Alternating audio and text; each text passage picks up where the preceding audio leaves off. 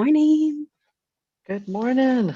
Good morning. Great to see everybody. It's been a while. How's everyone? We're doing all right over here. It's good to see you, Karen. Yeah, it's great to be back from up north. You came back just in time before the major freeze.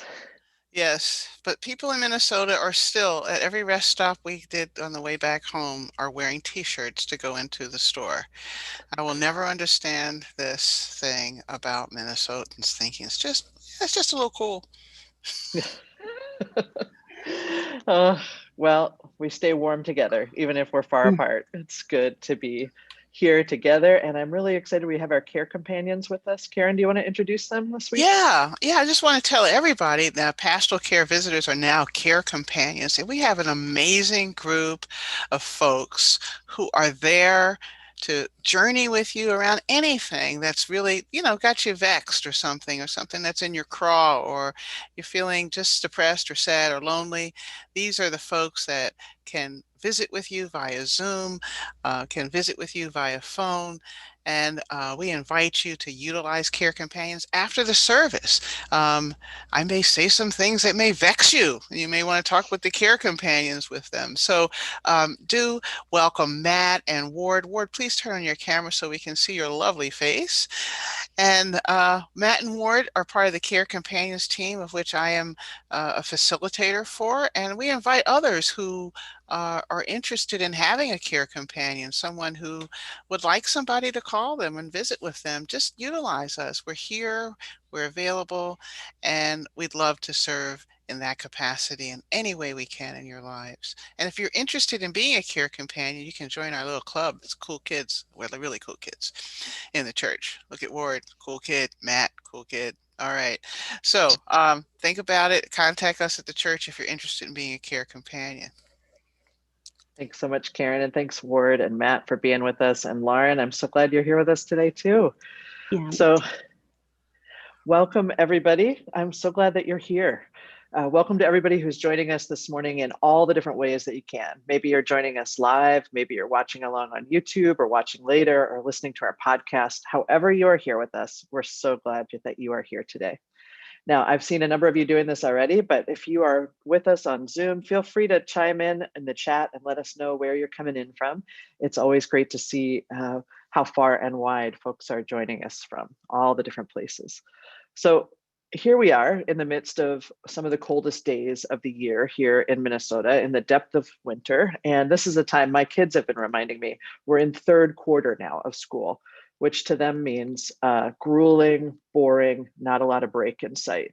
So this is a time when we especially need each other, when we especially need this time together and these moments where we can be reminded of things to be grateful for, where we can shore ourselves up in the habits that sustain us. So I'm especially glad you're here with us today.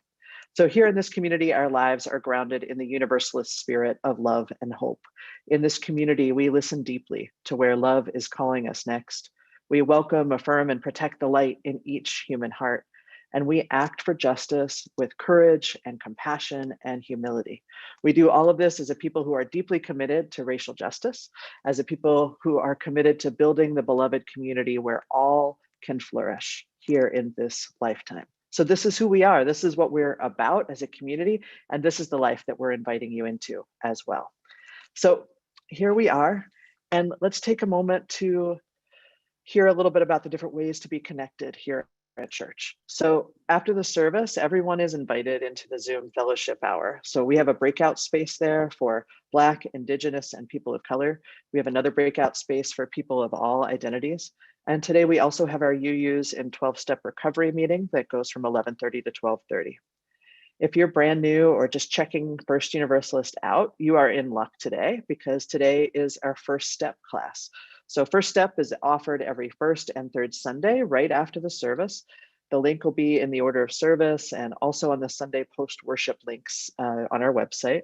So at First Step, a congregant will be there to meet with you, to hear a bit about how you made your way to First Universalist and to share the basics of Unitarian Universalism and about First Universalist with you. So it usually takes about 40 minutes or so, give or take, and we are so happy to welcome you and help you connect to where love might be calling you next. Now, in addition to Sunday morning worship, we also gather every Wednesday for a 30-minute worship time at 7 p.m. Just a great way to ground in the midst of our week. And I want to remind everyone as we approach nearly a year of doing just online worship together, that one of the benefits of this time is that you don't have to live here to be a part of this community. So there are no residency requirements for membership at First Universalist. All are welcome to join and be full participants in this community. So wherever we are, wherever you're coming in from, let me invite us to connect with each other in one of the ways that we can, wherever we are, and that is through our shared breath. So I invite you into just a moment of settling your body. So this looks different for each of us, what feels comfortable, what feels right. For me, I put my feet squarely on the floor. I've got my hands holding nothing, just sitting in my lap. I take a moment to let my shoulders lift up and drop down. I like to soften my gaze or close my eyes. And then the invitation is to take 3 intentional breaths. So I'm going to breathe in and breathe out so slowly.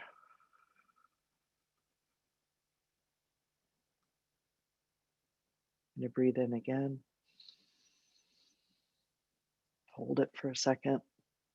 And then have a slow, steady exhale.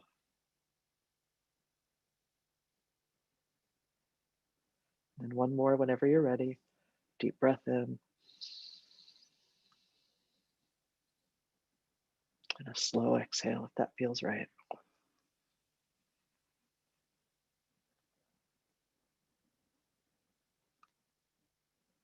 It is so good to arrive here together. So if you have a chalice or a candle that you like to light along with us at home, now is that time, or you can always just kindle that spark in your heart. I'm going to go ahead and light a candle and we can say our chalice lighting words together with Knut and Luna. Please join me for the words of the lighting of the chalice. Love is the spirit of this church, and service is its law. This is our great covenant, to dwell together in peace, to seek the truth in love, and to help one another.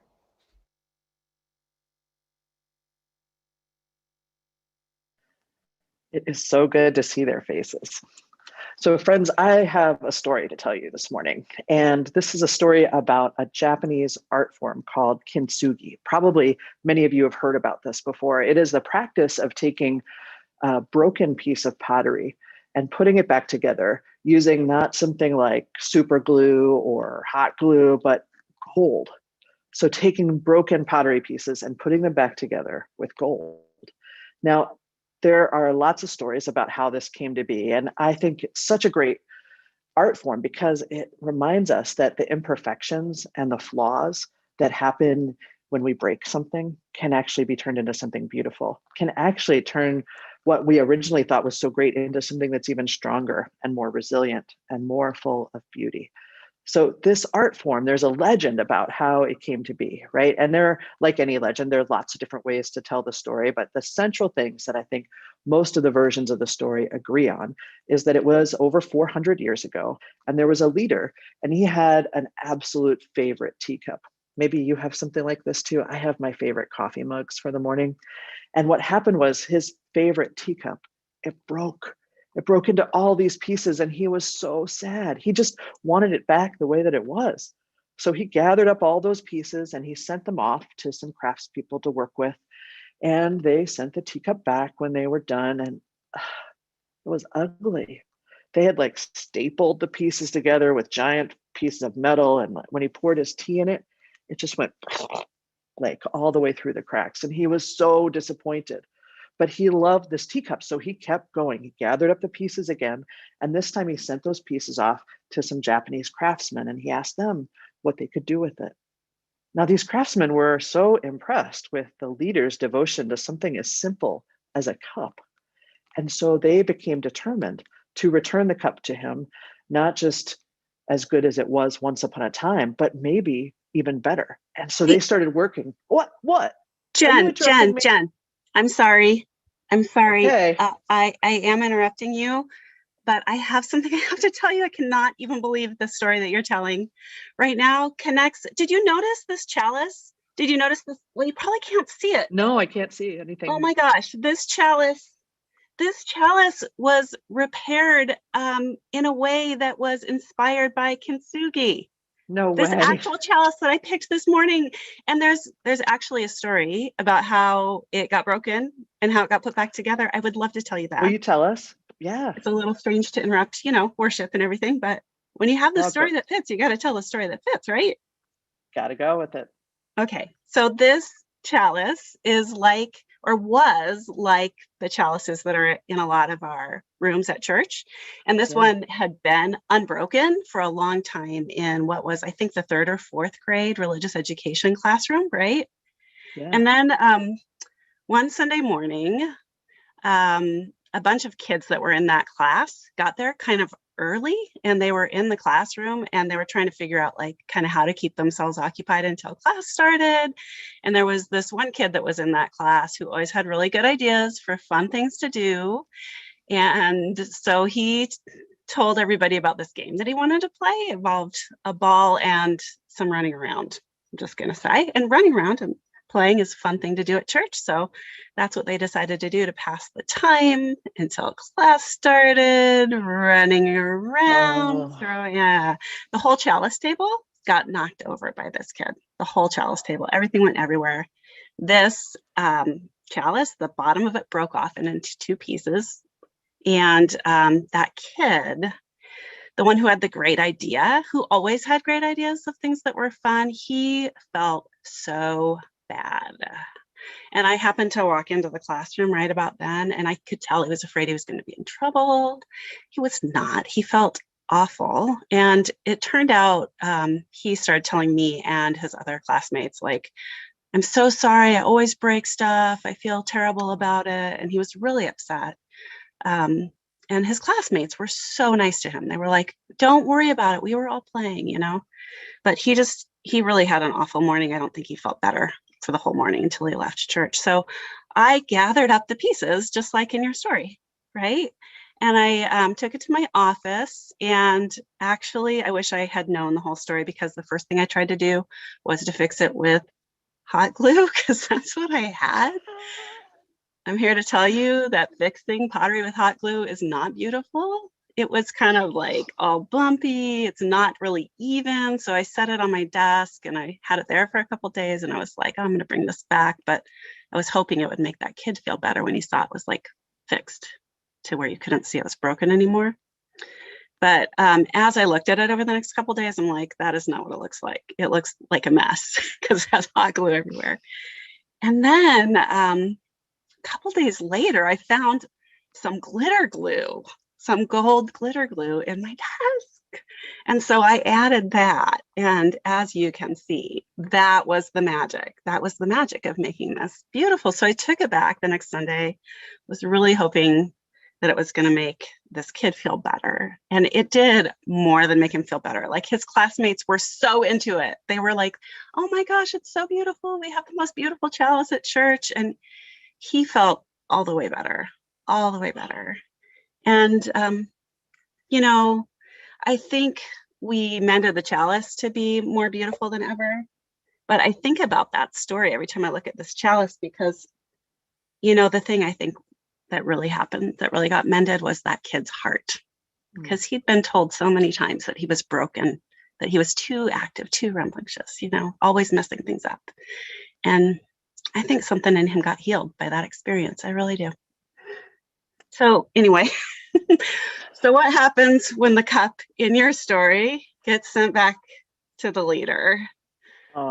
Lauren, it's just like what happened to that boy, to that kid, right? That like the cup came back and the leader loved it so much. It was so beautiful. It was better than before, right? It was so much better. And the thing that I love about this art form is that it's not just about things, just like you said, right? It's not just about pottery or the chalice. It's about how our hearts mend, or how the broken things in us mend, right? And the thing that's so important, and that you did this in repairing the chalice, is that it takes time and it takes attention and it takes care and it takes devotion, right? So like when the craftspeople take a broken piece of pottery and they're going to do this art of kintsugi with it, it can take almost a month to put those pieces back together, to let it dry the way it needs to then, add the gold in just the right way. Like it's not a quick fix, right? And this is like our lives. When we have those broken places in our body or in our heart, it takes time and care and devotion and attention. And a lot of the times we can come back stronger and more resilient with our scars as some of the most beautiful places on us. So that is my hope for us. That's my hope for us as we think about that story. I'm so glad you interrupted me. Thank you. I'm so Please glad you always told this do. story and I had that chalice today. Oh my gosh, it's perfect. So while we hold this story and all of these ideas in our hearts, let's sing together one of my all-time favorite hymns, For All That Is Our Life, All That Is Our Life, with Franco and with Fazia.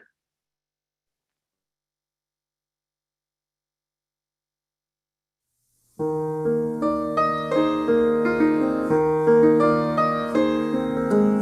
all that is alive, we sing our thanks and praise. For all life is a gift which we are called to use to build the common good and make our own days glad. For needs which others serve, for services we give, for work and its rewards, for hours of rest and love, we come with praise and thanks. For all that is our life,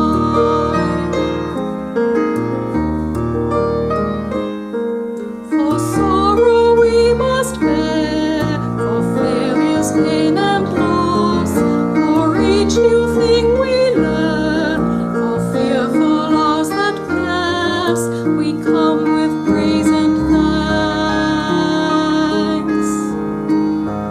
For all that is our life,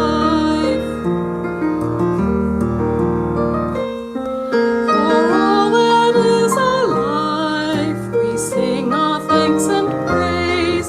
For all life is a gift which we are called to use to build the common good and make our own days glad.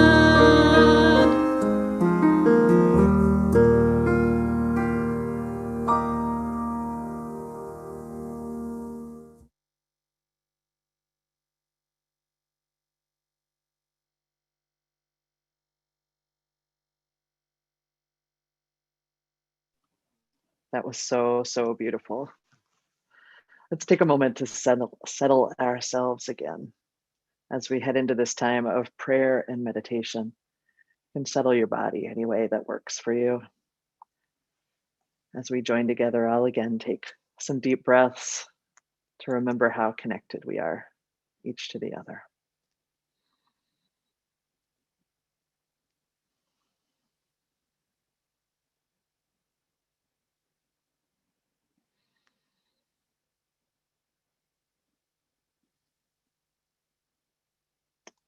Spirit of life and love, we are grateful for this time together, for the in-breath and out-breath that animates our bodies and our lives, for the ways that we are connected beyond what we can see and touch, for this time and place, to remember who we are and who we are called to be.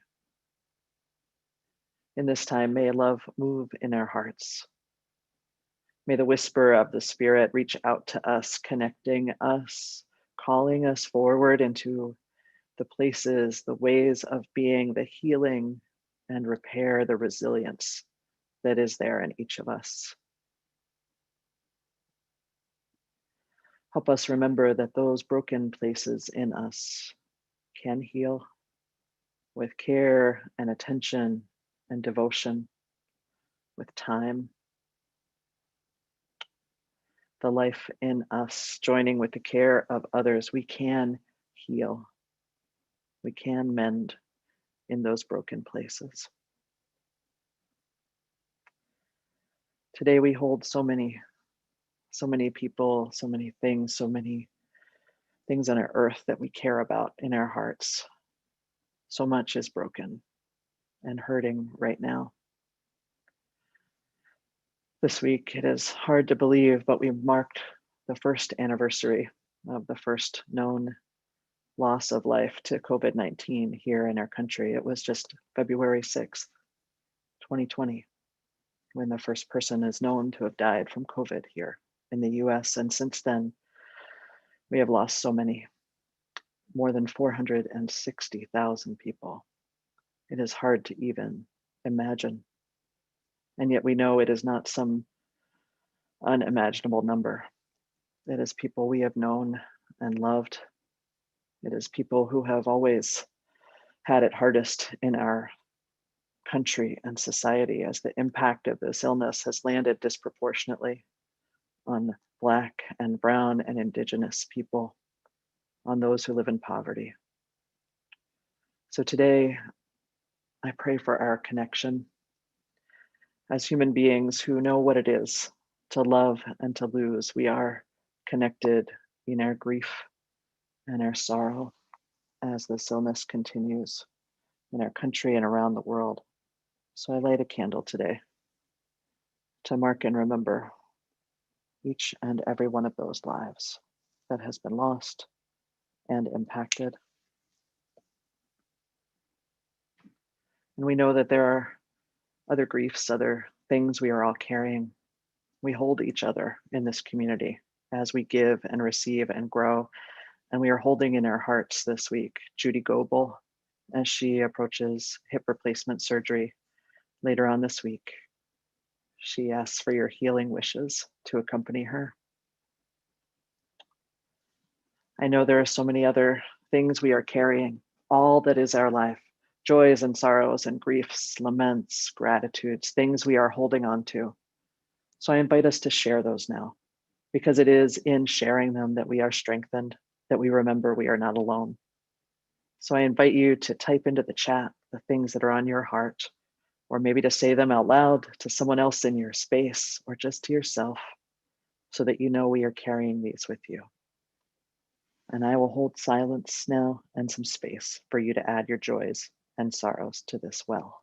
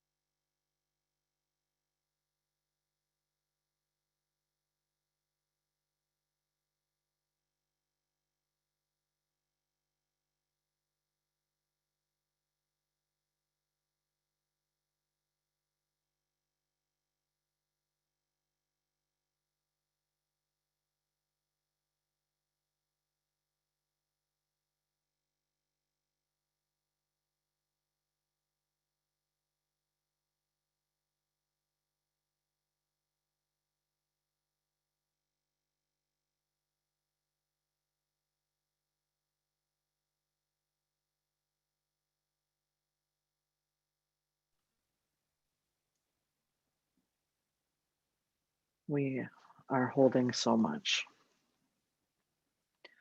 And please let those joys and sorrows continue to flow in as they need to, as we take one more intentional breath together, holding all the joy and all the worry and all the pain together.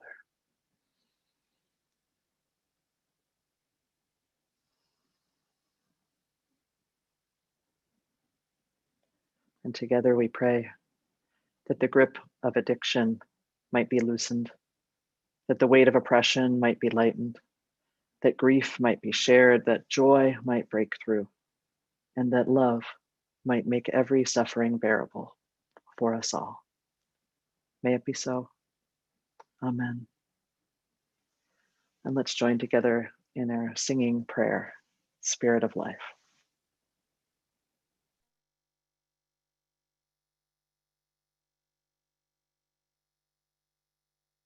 Spirit of life,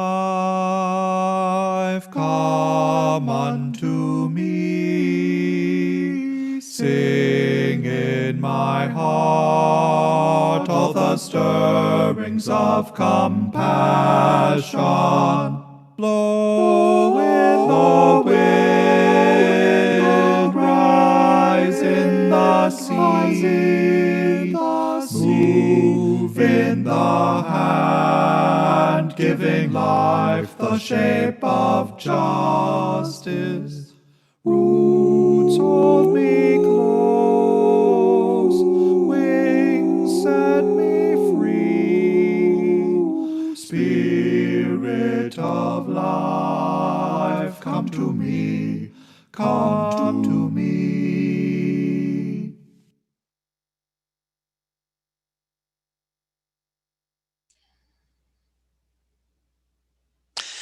And now Franco will share with us The Way It Is by Rosemary Watola Tromer.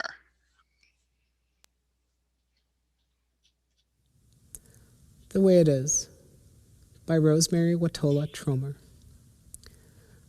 Over and over we break open. We break and we break and we open.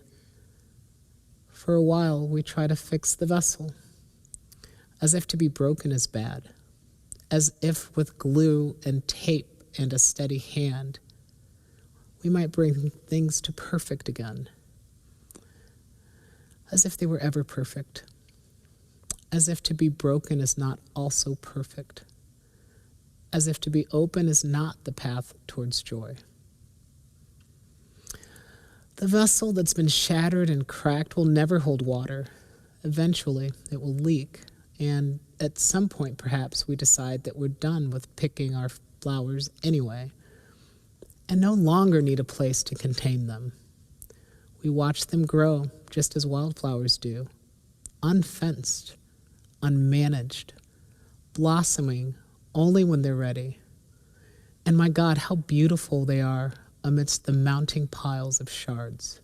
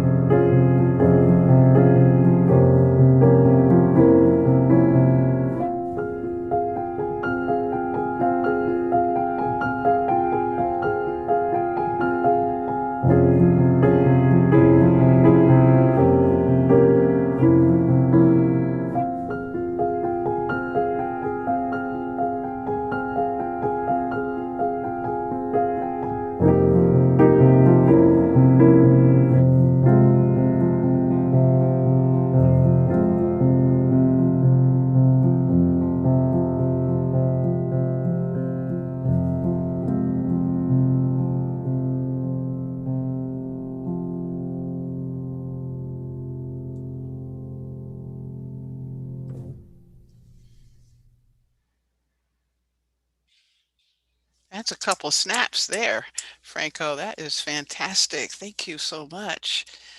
Or as the millennials do. It's good to be back with you. It's good to be here. It's good to be among you. It's good to be thinking about Unitarian Universalism right now as we enter this time of deep, deep reflection in the middle of winter. These words from 20th century British Unitarian poet and lyricist Andrew Story typify many of our journeys as religious liberals. He said, "The star of truth but dimly shines behind the veiling clouds of night, but every searching eye divines some partial glimmer of its light. But friends, lately I've been asking, is the truth broken? Is the truth broken in pieces like shards of pottery reflected in the poem? Is the truth malleable like clay? Is the truth knowable, accessible, relevant, or real? What truth do you have access to? There's an ancient South Asian story of the blind man and the elephant. You may have heard this before. Now, each man touches a part of the elephant to describe the elephant based on the part he touches. The man who touches the leg says the elephant is like a pillar. The man who touches the tail says that the elephant is like a rope. The man who touches the tusk says the elephant is like a tree branch, and so on and so on. Now, this story suggests there is one ultimate truth for which the elephant is a metaphor, but the whole elephant is beyond our knowing. The one truth is a mystery, veiled, shrouded, obscured. At best, we each have access to only a small piece of it, and this access may not be eternal. Again, the lyricist says, the star of truth but dimly shines behind the veiling clouds of night, but every searching eye divines some partial glimmer of its light. Friends, we must be humble about how we explore the idea of truth. We must also be aware that truth is informed by history and tradition and community and conflict and nature and relationships. The truth is, you may see me right now, Karen, 63 years young, Black Unitarian Universalist minister, in a box on your screen. While that is true, another truth exists. I am a creation that did not exist before 1619. There was no such thing as a Black person before that. I am the creation of navigational tools of the Italian, ammunition from the Chinese, and European conquest. My Ancestry.com map tells me this so clearly. And truthfully, it tells me, I am the truth you see and the truth that is hidden in my genes.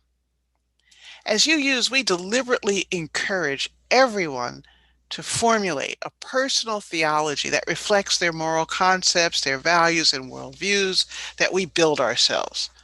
Building your own theology, a whole class in it. We study, we interpret, we reformulate, we design, we develop ways of thinking, we incorporate new information, and we are in the world in such a way that is generally our own. Think about it now. This is really unusual. A religion, a faith community that doesn't require us to believe in one thing.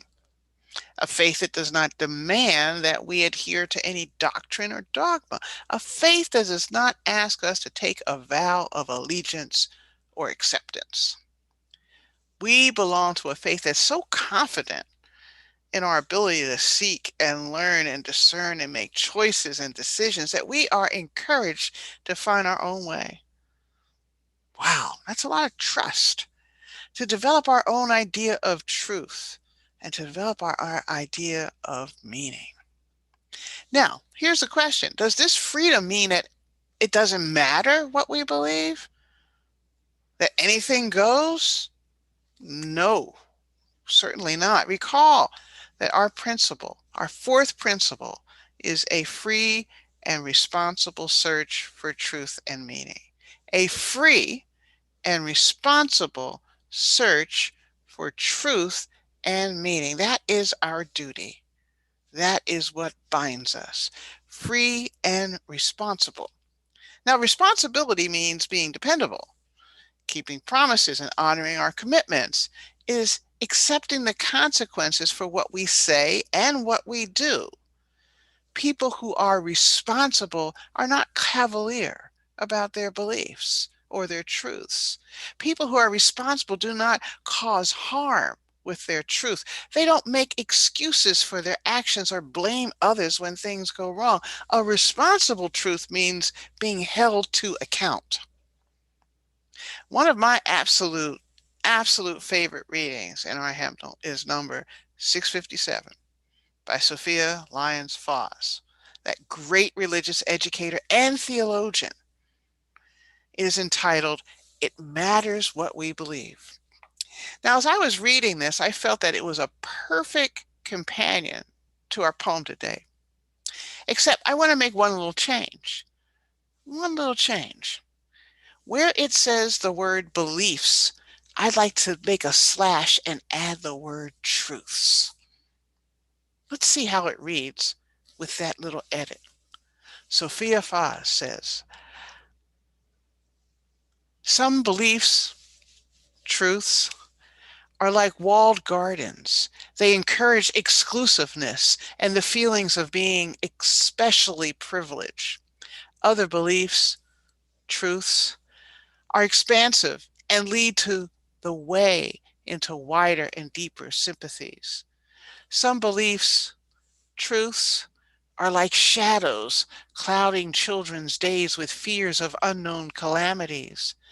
Other beliefs, truths, are like sunshine blessing children with the warmth of happiness. Some beliefs, truths, are divisive, separating the saved from the unsaved, friends from enemies. Other beliefs, truths, are bonds in a world of community where sincere differences beautify the pattern. Some beliefs, truths, are like blinders, shutting off the power to choose one's own direction. Other beliefs, truths, are like gateways, opening wide vistas of exploration and opportunity. Some beliefs, truths, weaken a person's selfhood, weaken their humanity. They blight the growth of resourcefulness. Other beliefs, truths, nurture self-confidence and enrich the feeling of personal worth. Some beliefs, truths, are rigid like the body of death, impotent in a changing world. Other beliefs, truths, are pliable like a young sapling, ever growing with the upward thrust of life. Boy, she could spin a phrase. And what truth there is there. Friends, freedom from dogma and creed may sound simple, may sound easy. I've heard people say, oh, I can go to that church, you believe anything you want to believe. No, that's not true. That's not true. Not if you're responsibly searching for truth and meaning and doing the work. But it's not easy. It was much easier for me to be a Jehovah's Witness and wait for Armageddon and just sit around than it is to be a Unitarian Universalist. It is work to be a UU. And the path to our beliefs and our truths are never direct. They're always changing, often contradictory, and often painful. And as that great Sister Lizzo says in her song, truth hurts. Every new idea, every old reflection, every scientific discovery, every podcast has the potential to bend and flex what we thought takes work to parse and discern. Over and over, truth breaks open. We break and we break and we open again. We watch our truths grow just as wildflowers do. Unfenced, unmanaged, blossoming only when they're ready. Truth that springs from the exertions of a reasoning mind has been the rallying cry for our movement through the centuries. But now, I wonder, are we all really looking at the same light as the lyricist describes? Are we touching the same elephant? I don't really think so. So we have to get real. It's nice to contemplate now. Yeah, I'm a nice person. I want to contemplate the one truth. It's very attractive. It's nice to contemplate even universalism. For many of us, such contemplation is spiritually nourishing. Amen. It's nice to open ourselves up to the mystery, to reach, if we can, beyond the veil. And sure, there is a primordial unity that perhaps binds us all together. But we live right now, not in that primordial stool that binds us all together. We live in a diverse nation and an even more diverse world. There are people touching different elephants, truths colliding, truths competing for airtime, truths storming the Capitol, truths maintaining the middle ground. And one of the most challenging things we have, one of the most crucial challenges facing human beings today is learning to live humbly and gracefully in the midst of our many truths. When some people's truths threaten us and want to destroy the systems we believe in. Many of us don't have the skills to live humbly and gracefully in the midst of many truths. I know I don't. I include myself in that default position. I do not have those skills. When I refer to living humbly and gracefully in the midst of many truths, particularly over this last year, we have to think about what it really means. Does it really mean to have the capacity to encounter a truth that is different from your own and to stay open to that truth just long enough to discern its value to the person who holds it and its potential value to you? And then is there value for you to integrate that truth into your own worldview? Now, we've all had examples of that. We went to college, we met so-and-so, they changed our mind about such and such. We have an experience, we travel, we changed our mind about such and such. Our truth becomes more expansive.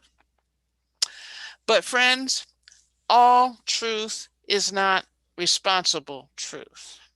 If someone's truth is clearly irresponsible, if someone's truth demeans and harms, it is not of value and it must be challenged. If someone's truth oppresses me, wants to kill me, wants to limit my humanity, that truth must be set aside as dangerous truth. Yeah, sure, it's nice to say that I'm an open-minded person. I'm an open-minded Unitarian Universalist. Yes, I am. I want to walk humbly and gracefully in the midst of many truths and live in such a way that I may be transformed by encounters with another human being with a different truth. I remember years ago, I sprained my ankle, Spokane, Washington, General Assembly, mid-90s, needed to get a cab to take me to this remote clinic that would take my insurance.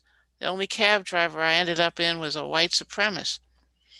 He told me he was when I got in the cab, but he needed the money and I needed to get to the clinic. So we bared time with each other for a couple of hours. We exchanged views. I heard his truth. He heard mine. But we left with respect, but vowed not to kill one another on those 2-hour ride.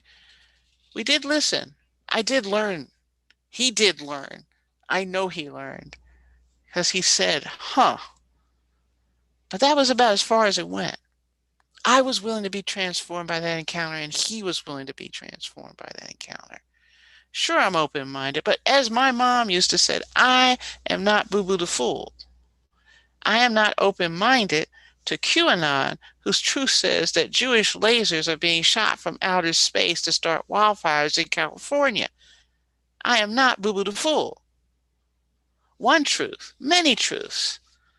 Are there any truths? Could it be that what passes for truth is simply our deep-seated emotional loyalties rooted in family, religion, culture, and politics, and sustained by designed reasoning only to win arguments? Is it possible that what passes for truth, I'm saying it again, I want to ask you, is it what passes for truth simply our deep-seated emotional loyalties rooted in family, religion, culture, and politics, and sustained by reasoning designed only to win arguments? Given the role of emotions, given the flaws in our reasoning, maybe we can never say for sure what truth is. We must at some point, though, anchor ourselves somewhere. We must at some point know who we are, where we stand, and where our loyalties lie. We must at some point make difficult decisions. When we see irresponsible truth, our responsibility is to stand firm in that deep well of human goodness for the common good and encourage others to join us. That is what our faith demands of us. Blessed be, and amen.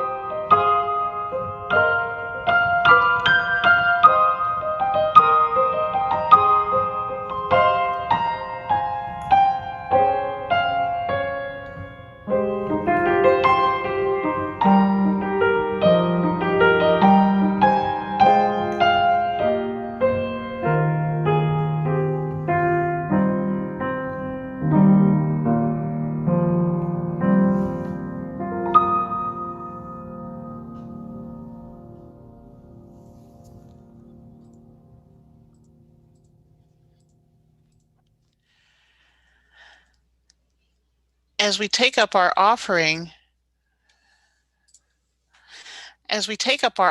today, please note the many different ways that you can give on the slide that is now being shown. Our offering today will go to our very own Sanctuary and Resistance Fund. And I just want to make sure you all know about this amazing, amazing fund. It was started in 2016 as an urgent response following the election of Donald Trump. The team's work is rooted in Unitarian Universalist principles, and it works to resist the injustice in the immigration system that's still there. So please give generously to this work that will not cease until we see really major policy changes in our laws. In the meanwhile, we need to welcome the stranger. And now Aimee and Franco are going to offer us We Are.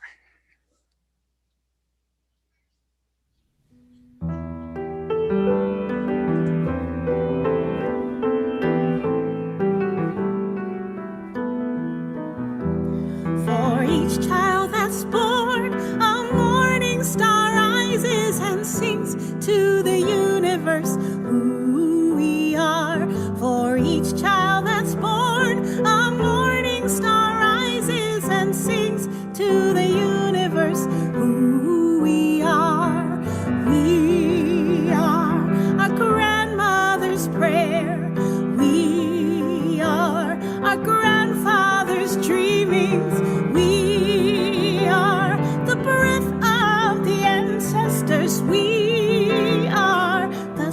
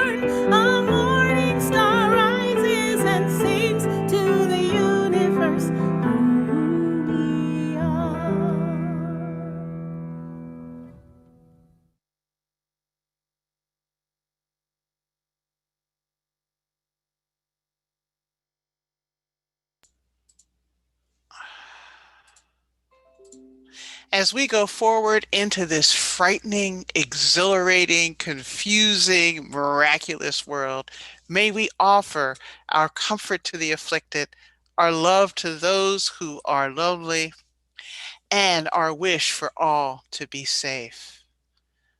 Go now in peace.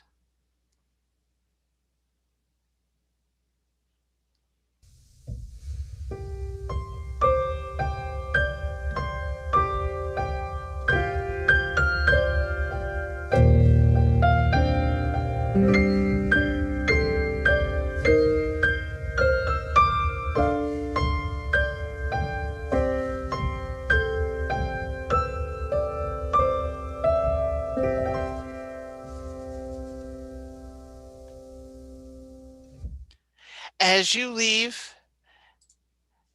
you leave this place today, remember to carry those broken shards, carry those seeds, and carry the truth that you know, a truth that is responsible and contributes to the common good. And I want you to tell us today in the chat, don't just say I'm going to carry the flame. I want you to tell us where you're going to carry that flame this week. Have a good one.